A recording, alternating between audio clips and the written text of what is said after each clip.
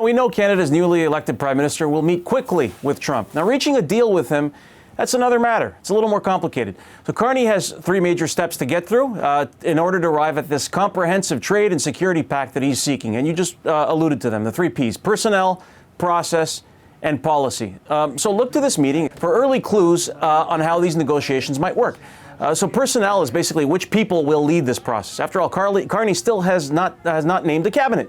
We'll learn who the relevant ministers are. We'll presumably learn who the political lead will be on this, who's going to be the point person with the U.S., and whether he'll name a lead negotiator. Maybe that's a non-political person. We'll see. The second thing is the process. What mechanism will they use for these negotiations? I'll come back to that in a second, because I mean, it might sound a little boring, procedural mechanics, but it really matters in this case.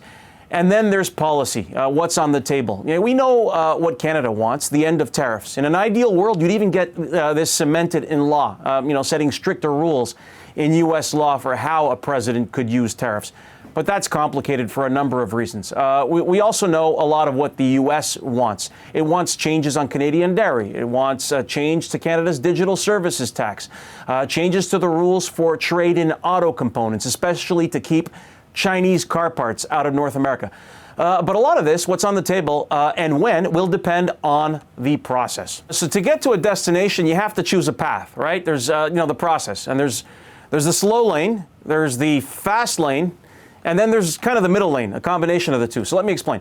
The slow lane is the renegotiation of CUSMA, the review. It's supposed to happen starting next year.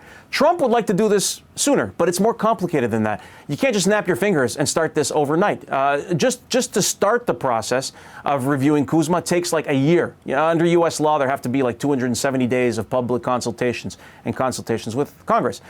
The faster option is to do a handshake deal. Say, okay, Canada agrees to do this, Trump agrees to drop some tariffs, they reach a handshake deal, they put out a press release, and everyone moves along.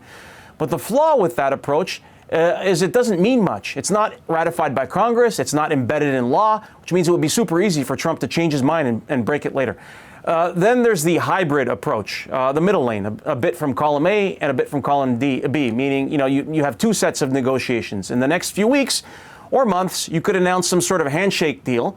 You resolve some details quickly, and then you sit down again next year and deal with larger structural issues through CUSMA. Of course, there's another factor at play, and you alluded to it earlier. U.S. trade officials are super busy right now, negotiating dozens, maybe more than 100 different arrangements, because they're swamped. After all, Donald Trump has declared a trade war on the entirety of planet Earth.